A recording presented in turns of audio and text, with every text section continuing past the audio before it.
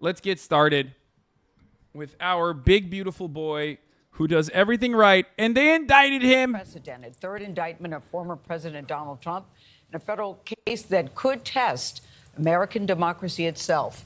A federal grand jury formally accused Donald Trump yesterday of conspiring to overturn the 2020 election.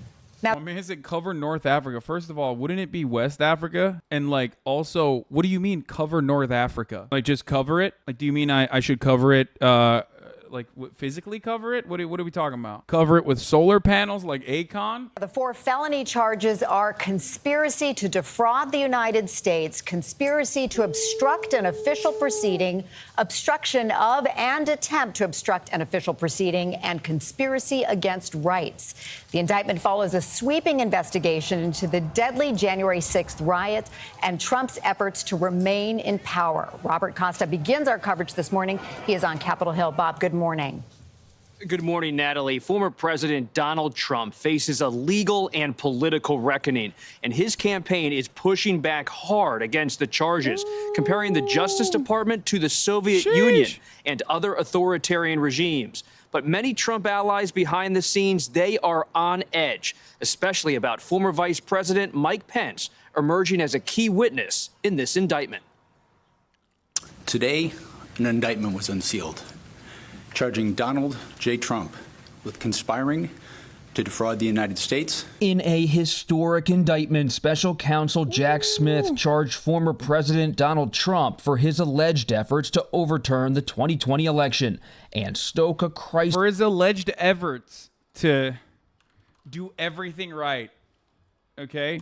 That's what his alleged efforts were. I did everything right and they indicted me. That's what happened. His alleged efforts to do everything right, and then they indicted him. I'm just saying. God damn, there's so much, dude. There's the Lizzo shit. There's the Rudy Giuliani shit. There's so much. Would he be allowed to run for president from prison? There's only one charge, and one charge only, that could render him useless in the election cycle, and that is if he's charged, I believe, with, isn't it treason? I think one of the charges in the January 6th actually does stop him from running for election. But other than that, yeah, sedition. Other than that, he's clear. He could be literally arrested for murder, and he could still run for president from prison. As a matter of fact, God, he's so good. He's so sexy. I love him. In American democracy. As described in the indictment, it was fueled by lies. Lies by the defendant, targeted at obstructing a bedrock function of the U.S. government. I have to pee. The 45-page indictment listed 6 unnamed and uncharged co-conspirators. Sources close to the investigation say the indictment suggests that lawyers Rudy Giuliani, John Eastman, Sidney Powell, as well as former Justice Department official Jeffrey Clark could be the potential co-conspirators, though the special counsel has not confirmed the identities. Guys, I can't go to piss, okay? I have to hold it in. I have to hold it in the whole day, because if someone catches me off guard, if someone catches me slipping, if someone catches me pissing, dude, it's a wrap. You know what I'm saying? It's a wrap, boys. Time for the pee bottle. I need to start. Yeah, I'm stealing views from fucking CBS Mornings. You know what I'm saying? Kara's piss queen. I'm just kidding. I'm going to go do that in a second. I just don't want to leave right now. It's a rigged election, but we're still fighting it. The special counsel laid out the case that Trump knowingly spread lies about the election, despite repeatedly being told his... Brian Killed Me was throwing shade on you for watching his clip and walking away. Sid, you were really stupid. Yeah, he said react harder. Claims of fraud were false, including by his own attorney general after the election. I told him that the stuff that his people were shoveling out to the public were that the claims of fraud were. The special counsel accuses Trump of orchestrating a plan to overturn the 2020 election results by organizing fake electors in 7 targeted states in which he lost, and pressured state officials, including Georgia Republican Secretary of State Brad Raffensperger. I just want to find a perfect phone call. You're just describing a perfect phone call. He did everything right, and they indicted him. 11,780 votes. We're going to walk down. Dude, that's such a fucking dead to rights, funny ass. God, I love that. I love that phone call. It is a perfect phone call, okay? It is so perfect because it's yet again Donald Trump doing things in the most Trumpian way possible. It is such a cartoonish way to operate, to just be like, I am doing something illegal. I have the knowledge that what I'm doing is something illegal, and I will say all of the right things. Like, even if in other circumstances it's something that you could possibly get away with, I am going to do this in this haphazard way. I am going to do this in the stupidest way possible. That will absolutely get me in trouble because I am fully aware that this is not something that I legally can do. It's like saying your full fucking name, date of birth, social security number, and not using a balaclava or a shiesty or anything like that while robbing a bank, and then openly stating that you're robbing a fucking bank. You know what I mean? I, Hasan Piker, am using a gun to rob this bank. It's so odd. He didn't even, okay, that's Gold Gregory. That's a great point. He didn't even ballpark it. He didn't even say like, I need like around 12,000 votes. Like, even there's an out there. You know, you could just say like, this is, he didn't even fucking ballpark it. He just said the exact number, which makes it so much worse. God, I love that. I love him so much for being so specific and such a buffoon, okay? This is why Ron DeSantis continues to hang out around despite nobody liking him. Yeah, but I don't think Ron DeSantis... You want to know the saddest part about this? Little Rhonda, in spite of this Hail Mary from the Trump side, which might render him inoperable, unable to run by some, like, Hail Mary, Little Rhonda is so disastrously uncharismatic that it doesn't matter. Like Tim Scott's doing better almost. I mean, he's not, but it's pretty crazy. There's more on the 5-part plan to overturn the election, which was fucking incredible, by the way. And this is all straight up from like actual unsealed documents, some of which we knew about already, some of which we have exact detailed information on now. Trump's third indictment alleges a 5-part plot to overturn the election. 1, knowingly making false claims of election fraud to get state legislators and election officials to subvert the legitimate results. 2, organizing a fraudulent slate of electors in 7 targeted slates. 3, using the DOJ's power to conduct sham election crime investigations. 4, trying to get former VP Mike Pence to fraudulently alter the election results, to which he responded with, "No, Mr. President, I do not think I have the capacity to do that." Did I say something wrong? 7 targeted states? Oh, I said slates? My bad. And number 5, this is the best one, exploiting January 6th violence to get members of Congress to delay certification. And then, if his plan came to fruition, which, by the way, there was no indication that it would ever work, but if his plan were to come to fruition, he said that he would just use the military. He just straight up use the fucking military to squash any kind of protest against him. It's awesome. Now, of course, we got to take a look at what Fox News is saying about all this. Let's take a look. They're panicking a little bit. Your country anymore. Kat made this into a horror movie because they're panicking, so they're trying to do everything they can to make it seem like it's not as bad, or rather it's the government at fault here. You know what I mean? Fox News hosts are all, how are they going to prove he didn't believe the election lies he was saying? And I don't know, probably the same way they proved you didn't believe the election lies you were saying. Yeah, watching election liars defend an election liar by saying maybe the election lies are true, even though we all know they don't believe any of it. A truly incredible performance tonight. Yeah. It's so weird. Do they not realize that, like, you can subpoena? Okay, there's 2. Hold on. There's a second thing here. Recorded conver, where he clearly defines he's can't stop. Oh God, Hasanabi's making a login to the manifestation factory. It will fucking happen. Oh, dude. At this point, I have 0 doubts in my mind that we will have Donald Trump straight up just openly be like, I knew the election was a lie, but I kept lying. I kept lying to them folks. Believe me, I lied. I lied so good. I was knowingly and willingly lying. I know the election was lost. I don't care. What are they going to do?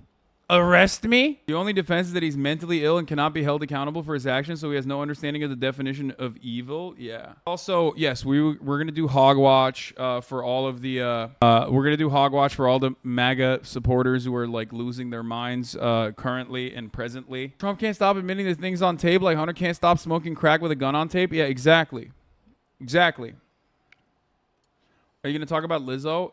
Yeah, I think if I have some time. There's so much to cover, dude. Why New York City? I'm here for my mom's dissertation. Anyway, let's look at Fox News and how they're reacting to this. The legal equivalent of the French guillotine. A political war crime. A junk indictment. The shredding of our Constitution. They're going full banana republic, full third world on this. Third world banana republic. Full banana republic. Complaining to a governor over the phone? Speaking at a rally? Never feels like they have the best lawyers. It's a crime to ask Pence not to certify? He still believes the election was stolen, and he has good cause to believe so. You have every right to think an election might be rigged. We care about the system. This is the criminalization of disinformation. Thank you, 30 for MKD50 with another 50 gifted subs. Holy moly, dude. Are we going to now have to go back and find fraud in the 2020 election? Is this now what we're going to go relitigate? I wonder if Pence would agree that that was a crime. Tomorrow to face new criminal charges in connection with efforts to hold on to power after losing the 2020 election, including the January 6th assault on the Capitol. Now, he is accused of 4 felonies, and they are conspiracy to defraud the United States, conspiracy to obstruct an official proceeding, obstruction of an attempt to obstruct an official proceeding, and conspiracy against rights. Scott MacFarlane has covered the January 6th investigation from the very start and is on the Capitol now with more on this story. Scott, good morning. A lot to digest here. It is, Gail. Good morning. The president's accused of knowingly spreading election lies to stop Congress from counting that electoral vote January 6th, and of pressuring officials in 7 targeted states, each of which was won by President Biden. In a statement Tuesday night, Special Counsel Jack Smith called it an attack on democracy. This 45-page indictment lists 6 unnamed, uncharged co-conspirators. Sources close to the investigation say the indictment suggests lawyers Rudy Giuliani, John Eastman, Sidney Powell, and former Justice Department official Jeffrey Clark could be those potential co-conspirators, though the special counsel has not confirmed the identities. According to the indictment, Eastman pressured then Vice President Mike Pence not to formally certify those election results and even presented Trump with a memo on how to do it. Eastman's lawyer called the indictment misleading and said his client denies any wrongdoing. Meanwhile, the former president posted a barrage of videos last night calling the indictment a criminalization of free speech and another political war crime.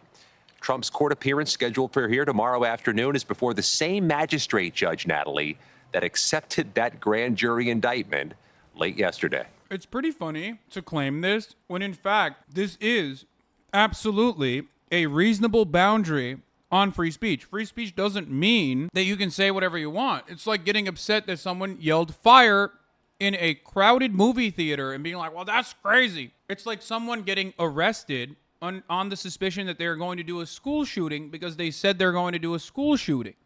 You know what I mean? They like planned it out or whatever. Like, yes, of course. In the United States of America, we have a much more lax approach to whatever you can say, both online and in the privacy of your home, whatever the fuck. However, this is one of those circumstances. Oh God, wait, what? Not the fire in a crowded theater shit? I mean, but it doesn't matter. There are understandable and reasonable limitations. That one is a silly one to use, but it's one that everybody kind of understands, even if it's not fully correct. You cannot incite a riot, for example. Okay? Free speech also doesn't mean you are free of the consequences of said speech. Yeah, there's a charge for terroristic threats. You can't do that. You just can't do that at all. I don't know why you think you can. This is a reasonable restriction on the First Amendment. And now, Scott, you have covered nearly all of the January 6th cases. What strikes you the most about this moment? Natalie, in a sense, former President Trump's about to cross paths with so many of those other January 6 riot defendants who said they were here at the Capitol that day at his direction, in his name. Donald Trump's about to be prosecuted in that same federal courthouse where those 1,000 plus riot defendants have been prosecuted. His court appearance tomorrow is in a neighboring courtroom from other January 6 defendants, and it's the same charge. Obstruction of an official proceeding that 300 plus January 6 defendants have faced, some of whom have been imprisoned on that charge. And also, Natalie, the judge in this case, Judge Tanya Chutkan, a 2014 appointee. I've sat through hundreds of hearings, many of them with Judge Chutkan at the bench. She has been uniquely, powerfully strident in her denunciations of January 6th and everything that gave rise to it. This is her case after tomorrow. Oh, so cooked. Now is the former president's newest attorney to his team, John Lauro. John, thanks so much for being here tonight. You've read through this indictment. What is your defense going to look like? Well, it's basically a regurgitation of the J6 committee report, but our focus is on the fact that this is an attack on free speech and political advocacy. And there's nothing that's more protected under the First Amendment than political speech. So at the end, our defense is going to be focusing on the fact that what we have now is an administration that has criminalized the free speech and advocacy of a prior administration during the time that there is a political election going on. That's unprecedented. We've never seen that in the United States, in the history of the United States. So literally what we have is an attack and really an effort to not only criminalize but also censor free speech. Donald Trump had every right to advocate for his position. While he was president, he saw irregularities, he saw deficiencies in the election process. He raised those. He was being told under oath by... Like, you can't defend conspiring to break the law and conspiring to do a crime with the genuine intent to follow through on said crime on free speech grounds. This is not something that you can do unless you are truly able to craft a defense around some kind of like artistic interpretation or something like that. Unless you're literally like, no, Your Honor, this was a Hollywood script that we were following on. You misunderstood. You can't just be like, we should go rob a bank. Here are the maps. Here are the details. I will facilitate everything. And if the cops come, then we'll go and shoot back at them and blah, blah, blah. And then when you get caught, you go, oh, I was just exercising my free speech. Like, you can't do that. People around the country that there were problems with the election. He also saw in real time that the rules were changing without the state legislatures weighing in. And ultimately, he had every right. By the way, it's just rap lyrics. I didn't actually kill people. You're right. You could make an argument for free speech in that regard.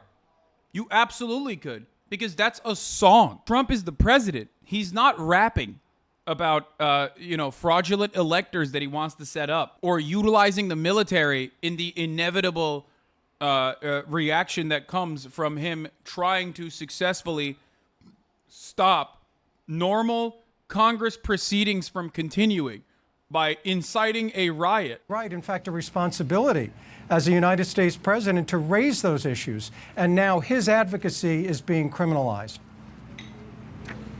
Well, those are secretaries of state who were making those changes in those states because of the pandemic that was happening. You talk about free speech. Jack Smith noted Trump's right to free speech and to contest the election results. But what he says in this indictment is that when that did not work, the defendant, your client, pursued unlawful means of discounting legitimate votes and subverting the election results. He didn't say, wake up in the morning, I got January 6th on my mind.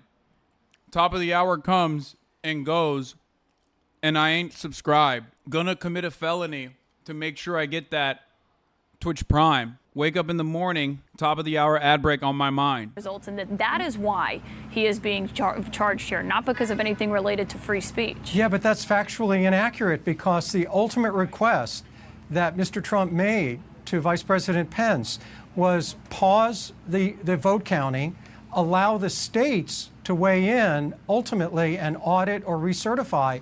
And under Article 2, Section 1, Clause 2, the actual responsibility for qualifying electors is in the state legislatures. Mr. Trump had the advice of counsel, Mr. Eastman, who was one of the most respected constitutional scholars in the United States, giving him advice and guidance. That's pure politics. You may disagree with it, and people have spirited arguments about the law all the time, and that's why lawyers are in business. But we've never had a situation where a spirited debate about the Constitution has become a criminal case. What's going to happen when there's a Republican administration? Is there going to be an effort to criminalize speech by Democrats? Is there going to be an effort to characterize something that a Democrat politician says that's not? If a Democratic politician did exactly what Donald Trump did, they would be killed, okay? First of all, Democrats are quite literally spineless cowards, so good luck with that. But if a Democrat actually followed through, like if Joe Biden was like, yeah, Jack, I know I lost the election, but fuck it, why? Let's do something about it, Jack. Went to Kamala Harris and was like, come on, we need to put this on pause, Jack. Republicans would kill him. They would be like, all right, well, this is treason. We're going to shoot him. And then Democrats, in the interest of bipartisanship, would be like, okay, you can shoot him. But just like, I don't know, shoot him in the lower half of his body. Don't shoot him in the face. You know what I mean? Like, it's nuts. This comparison is nuts. That doesn't meet some kind of truth standard at the Department of Justice, that's going to be the subject of a criminal indictment. We've now entered a constitutional abyss as a result of this indictment. No, the real constitutional abyss has been ongoing, but specifically will happen if Donald Trump ends up winning the presidency while he's in jail. But John, I should note that you're saying that he was just asking him to send them back. No, I was just talking to the chief of staff who was with Pence that day. He said he was being asked to do something illegal that Pence did not have the right to do, to reject them. And you mentioned the attorneys there that you say, John Eastman, he's a co-conspirator in this indictment. I should note, in the indictment lists all of the people who told Trump that his claims about election fraud weren't true, including the vice president, senior Justice Department leaders, the Director of National Intelligence, CISA, which of course is in charge of making sure elections in the U.S. are secure, senior White House attorneys, campaign staffers, state legislators that you just... Oh my God. Trump deserves everything he's getting, dude. You put Sidney Powell in a room with you, you deserve it. Also, what the fuck is Cheesebro? Kenneth Cheesebro? What are these lawyers? Where do you find them? I'm sorry, dog. You hire a guy by the name of Kenneth Cheesebro for anything. Like, you hire him to fucking fry some French fries for you. You deserve to be food poisoned, okay? My man's name is Kenneth Cheesebro, dude. Mentioned there in the courts. Right. What was not true? That there were states where ballots were sent out without people asking for them, where there were changes in verification, where there were instances where ballots were not being supervised at drop-off places. The president was told, given advice, that under these circumstances, the state legislatures have the ultimate ability to qualify electors. He followed that advice. Now, you may disagree as to whether or not those things actually occurred or not. That's why we have political debate. We don't have criminal trials over that. We have the discussion like we're just having. But it matters if those things actually occurred or not, John. Not under the First Amendment. But it matters if those things actually occurred because... Not at all, because under the First Amendment... It does matter if there's actually fraud. No, the First Amendment allows... But John, let me stop you there, because if he's saying that there was fraud, the First Amendment doesn't allow the President of the United States to go and claim there was fraud when he was told there was not fraud, and then try to subvert the election by overturning legitimate electors. I mean, it says it right here in the actual indictment. Absolutely. The only smoking gun in this, and I believe in my heart of heart it exists, is just Trump, dead to rights, being like, I knew it was fraudulent. There was no fraud. I lied. What can they do about it? I lied. What are they going to do? Throw me in jail? I wanted to do a riot. It would be so sick. I mean, I think they already have, dead to rights, a lot of information to get him clapped up. It'd be so awesome. Because I know, given what I know about Donald Trump, and I am the #1 Trump historian in the country, #1 stand for Donald Trump in the country, in the nation, I know in my heart of hearts it's out there. He has said it. and it was probably recorded. The First Amendment protects So all it speech. If we're going to have a situation where the Department of Justice is going to fact check politicians and indict politicians for political speech and whether or not they're factually accurate, then this country will shut down politically, because it's a never-ending cycle of tit for tat. And that's the risk of injecting politics into the criminal justice system. So right now, people disagree with President Trump. What's going to happen 4 years from now if somebody disagrees with President Biden in terms of what he said during the election? First of all, that'd be fire. Lock him up. You know what I mean? But secondly, I love that this guy is just straight up being like, no, you can lie to try to deliberately incite a riot and also change the outcome of an election. Like, you should be able to do that. Like, why is that illegal? Like, that's the argument here, which is crazy.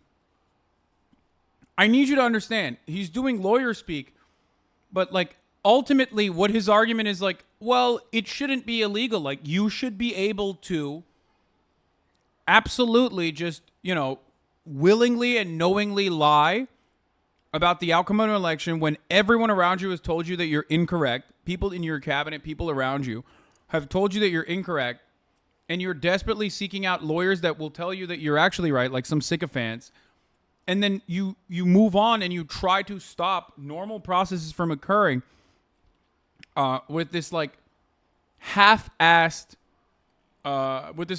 like cooked up plan, with knowing full well that it will cause riots all around the nation, with the idea that you're going to utilize the military to squash said riots, and also conspire to set up false electors too.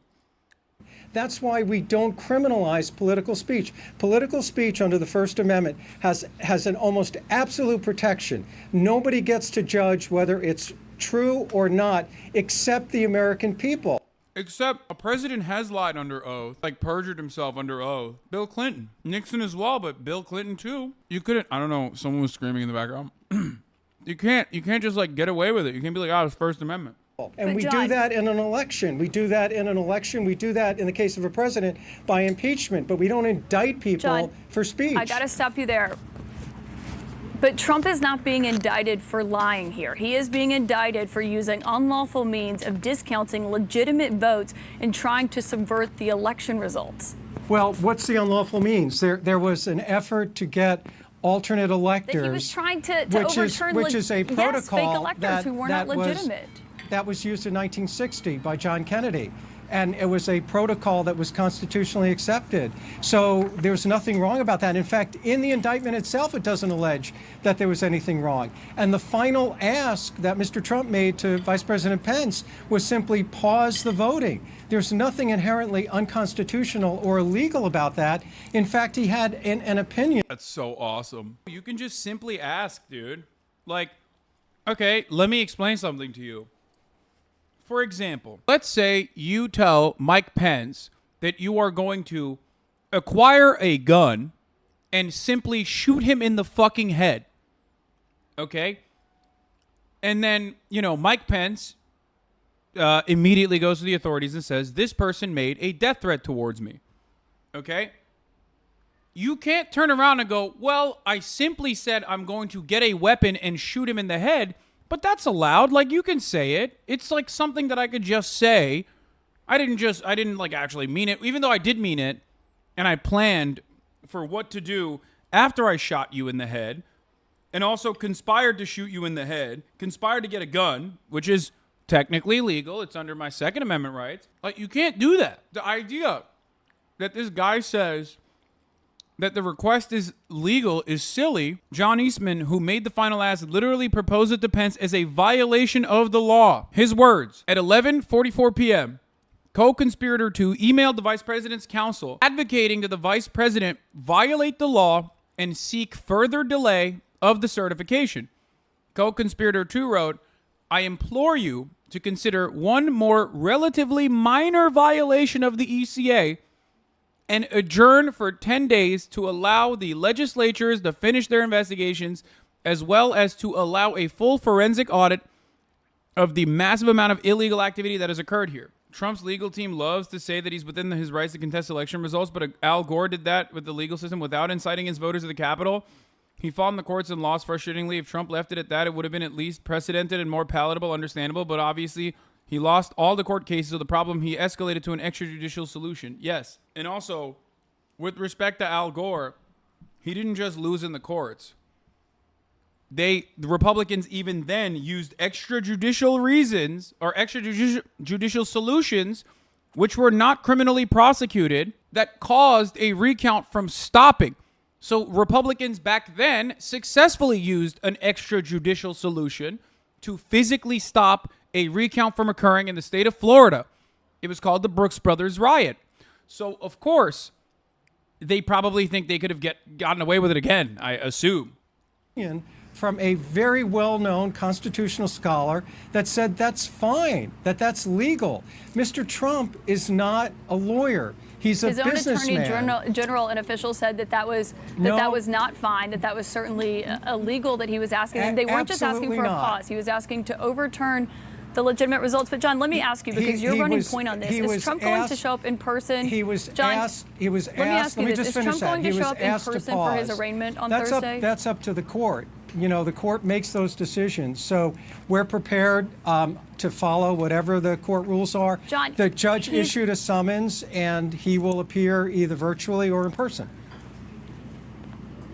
Okay, so it's not clear if it's virtually or in person. But one thing to get back to there, he's not just asking for a pause. Your client. No. You have to look at his last. John, your you have client to look is on at what he tape. said.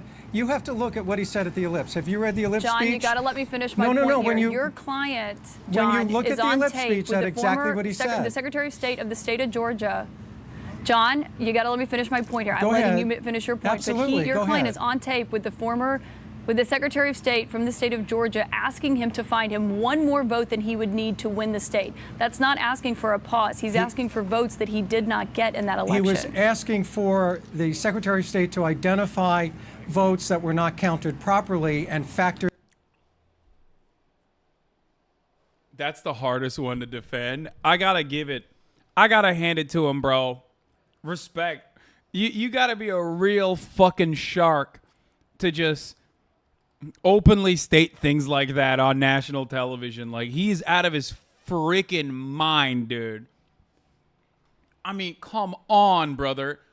He didn't even ballpark it. That's the worst part. In my opinion, if he ballparked it, even then it's like indefensible. But at least there's a tiny sliver of like bad faith, cynical defenses you can apply. He just straight up said the exact number +1. Like, that's insane. That makes it worse, in my opinion. Like, he didn't just ballpark and be like, come on, 15,000, 12,000. He's like 11,843 or whatever. 11,786 votes. Threw that in. And by the way, that discussion took place with dozens of people on a phone call with lawyers involved, and no one was suggesting doing anything illegal. Yeah, he was going to use the military. I talked about this earlier. He just straight up said, well, Deputy White House Counsel, that's why there is an Insurrection Act. The Deputy White House Counsel reiterated the co-conspirator for that there had not been outcome determinative fraud in the election, that if the defendant remained in office nonetheless, there would be riots in every major city in the United States. To which co-conspirator 4 responded, well, Deputy White House Counsel, that's why there's an Insurrection Act. Trump is in the age range of watching The Price is Right like it's his religion. He's just doing what he's been trained for. That's a good take, actually. That's probably why. That's probably why he hit the exact number necessary. God, it's so good. It's so good. American politics is so good all the time, always. Just fucking incredible, dude.